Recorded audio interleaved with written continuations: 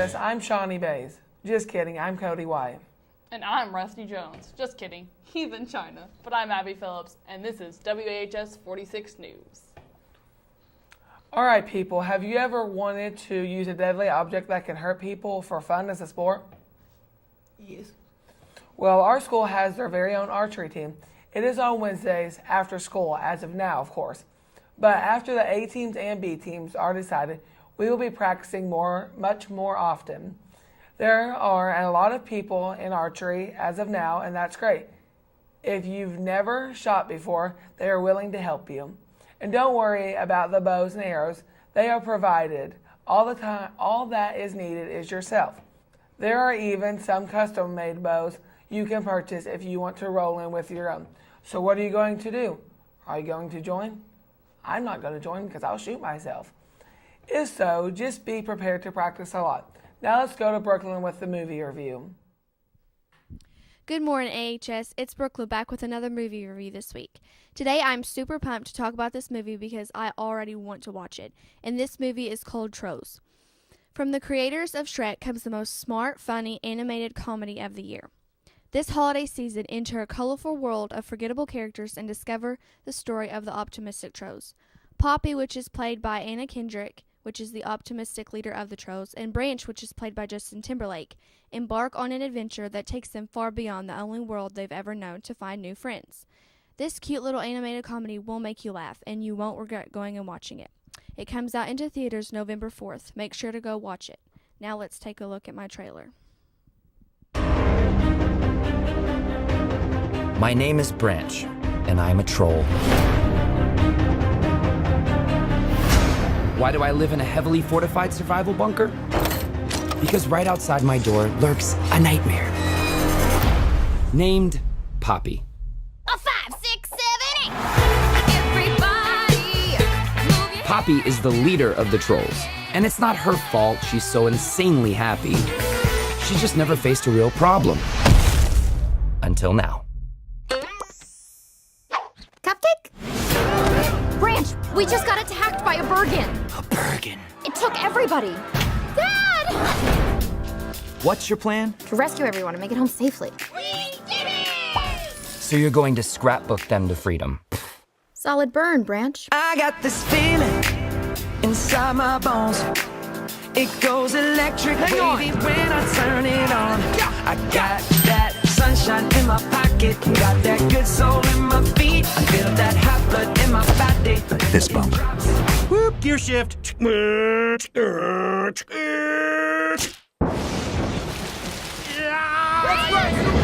I can see but you when you dance, dance, dance. Feel the good, good creeping up on you, so just dance, dance, dance. Can't stop the feeling.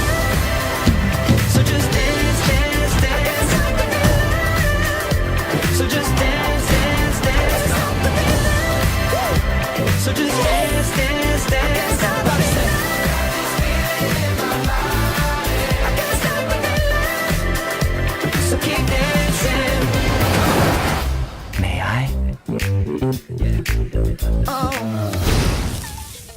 Oh, snap.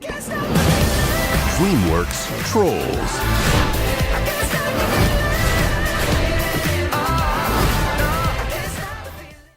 Well, archery sounds fun.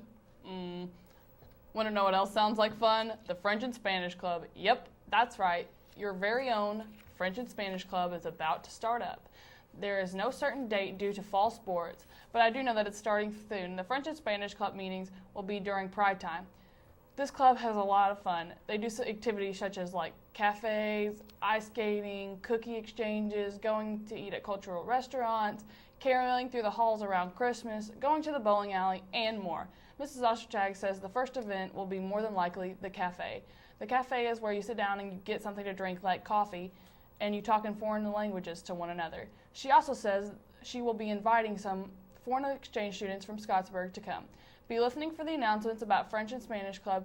You will have to have a good time, and I need this to move. You will have a good time and have a lot of laughs. If you have any questions, feel free to ask Miss Ostertag. Now let's go to Bergen with the Eagle of the Week. Returning to Eagle of the Week is your boy Mr. Rusty Jones. Mr. Jones was voted Eagle of the Week by his telecom students. Mr. Jones is very involved in our school, from being one of the class of 2018 sponsors to running our telecommunications programs. Mr. Jones is also an outstanding geometry teacher. I personally think that Mr. Jones's most outstanding work is putting up with my crap nearly every day. I appreciate you, Jones. And you should too. Save up a bunch of thank yous, stop by, and congratulate your Eagle of the Week when he gets back from China. I'm just going to be real with you. We are all focusing on something that is coming up, and you may or may not be prepared. I'm probably not prepared. But we have just the right people to help us get ready. Our wonderful staff, 2 Mondays ago during Pride Time, we all were called out of class to talk about how we will get set up. All sophomores will be practicing for the I-Step in Pride Time. Juniors and seniors will be practicing in the college prep. All juniors and seniors that still need to pass their ECA are getting helped in Pride Time to reach their passing goal. All juniors and seniors that still need to pass their ECA are getting helped in Pride Time to reach their passing goal. While sophomores focus on the I-Step, the freshmen will be focusing on staying off of ICU. And let me tell you, a lot of them are on ICU. We all have to be focused, and not only for ourselves, but for our school. Any sophomores that are struggling with English or math, please seek help and go to Mr. Jones, Mr. Albrin, Mr. Eagle, Mr. Stagnolia, Miss Tiemeyer, even Miss Clarkey. Well, not Mr. Jones because he's gone right now. He's in China. So don't go to Mr. Jones. All teachers and staff are here to help you make good grades and have a wonderful future, of course. Now let's go to Lonnie with sports, and more sports. Hello AHS, I'm back with this week's sports review. Ladies and gentlemen, it brings me great joy to tell you that college basketball is almost here. We all know how big this school is on basketball, so you can say it gets pretty intense when someone's team loses. Most fans around here are either for Kentucky, Louisville, Indiana, and let's include Mr. Albrin's team, the Purdue Boilermakers. Trash talking will soon begin, and I can't wait. When March Madness comes, we all become obnoxious, including myself, because people just can't get through their heads that all they're doing is fighting for or cheering for second place while Kentucky takes home the NCAA championship. Anyways, it's always fun going back and forth with my good friend Bergen Noble. He also doesn't get that he's cheering for second place. Well, that's all I have for this week, and get pumped for college basketball. I will see you next week with sports, and more sports. In recent news, Mike Pence has decided to keep the Syrian refugees out of Indiana, but the federal court has blocked his efforts to do so. The court has been said to be in a critical state with their opinion on the matter. The judge, Richard Posner, he said that the state provides no evidence to the Syrian terrorists that are posing refugees or Syrian refugees have ever committed acts of terrorism in the United States. Pence, who is the vice presidential nominee, directed state agencies to deny the federal grant money to organizations assisting Syrian refugees shortly after the Paris terrorist attacks. There is a nonprofit organization called Exodus in Indiana that helps Syrian refugees resettle into Indiana. Exodus sued Pence and they won. Kara Brooks, whom is Pence's spokeswoman, said, "The safety and security of the people in Indiana in the Indiana government, Pence's highest priority." The state of Indiana took decisive actions last year to suspend resettlement of the Syrian refugees after the terrorist attack in Paris, and because of the FBI and the Department of the Homeland Security security gaps with regard to screening the refugees from Syria. And Indiana among the several states involved in legal battles over Syrian refugees resettlement. Now to Cabri with the interview. Let's head back to the instant stuff, like Hurricane Matthew. For those of you who don't know, Hurricane Matthew is near Jamaica and Haiti. The hurricane is packing 130-mile-per-hour winds and threatening to wreak total havoc on 2 countries. It was expected to dump a half-dozen inches of torrential rainfall starting last Monday. The rainfall produces threatening flash floods and mudslides. The National Weather Service said late last Sunday night, preparations to protect life and property should be rushed to completion. After Hurricane Matthew hits Haiti and Jamaica, it was expected to move towards Cuba and hit Guantanamo Bay last Tuesday night. The direct hit was expected on Haiti could be disastrous as the country's infrastructure is still weak after the 2010 earthquake that killed more than 200,000 people in Haiti. Haiti is still recovering from chloria, which is a bacterial disease causing diarrhea and dehydration. This outbreak after the quake, which killed another 10,000, however, Hurricane Matthew has hit Haiti, leaving over 800 dead, and went over Jamaica and Florida. Let's now turn to something that makes us all happy. Games! With Hey HS, I'm Cameron McNeely, back here again for this week's game review. The game I'll be reviewing is called The Last Guardian. The Last Guardian is an upcoming action-adventure game currently in development by Japan Studio, which is the company behind the fantastic game Shadow of the Colossus. In the game, you play as a young boy lost in a mysterious world until you encounter a fantastic beast named Trico. Trico is a giant, strange, griffin-like creature who is kind of adorable in a weird way. The two unlikely companions quickly form an unbreakable bond and must work together in order to overcome obstacles and any other dangers that lie in their way. Not only does the story look enticing, but the unique art style is extremely appealing and very well detailed. Overall, I have high hopes for the game when it launches this December. The game will be available only on PlayStation 4, so if you're into adventure games, this will definitely be one to check out. Now for the trailer.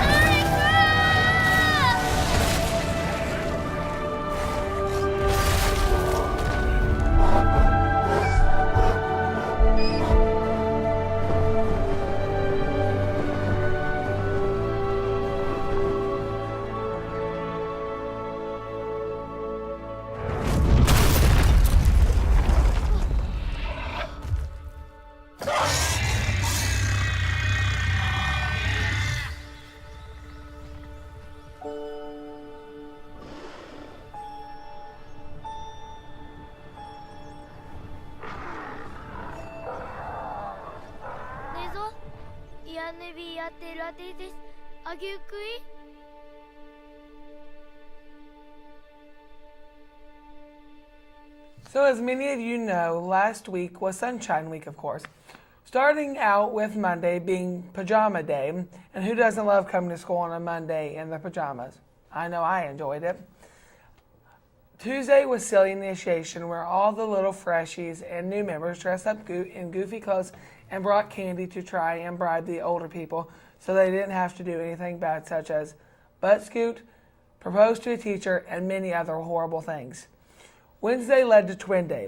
There were many things like Thing 1 and Thing 2, and even superheroes. Thursday was Gideon Update, and many students dressed in cowboy boots, pigtails, and flannels. And finally Friday was Dress for Success, and it was also Picture Day. The week was a huge hit. I myself always love Sunshine and Sons of Liberty Week. It's always so much fun. Nada Madison with the weather. Howdy, AHS. My name's Madison Sebastian, and I'm back here with your weather this week. Today it's going to be a high of 69, a low of 50, and a 0% chance of rain. I am done with no rain. Where's the rain? Saturday, it's going to be 78 with a low of 64 and a 20% chance of rain. Sunday, it's going to be a high of 79 and a low of 63 and a 50% chance of rain. I'm praying it rains, y'all. Then Monday, it's going to be a high of 83 and a low of 66 and a 20% chance of rain. Tuesday, it's going to be a high of 83 again with a low of 61 and a 10% chance of rain.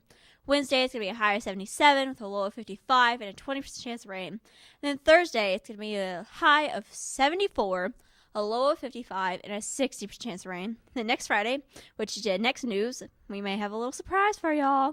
Maybe something to do with Halloween. It's going to be 66 with a low of 59 and a 60% chance of rain. See y'all later. Just like every other Friday. Goodbye, AHS. Bye. Stay classy.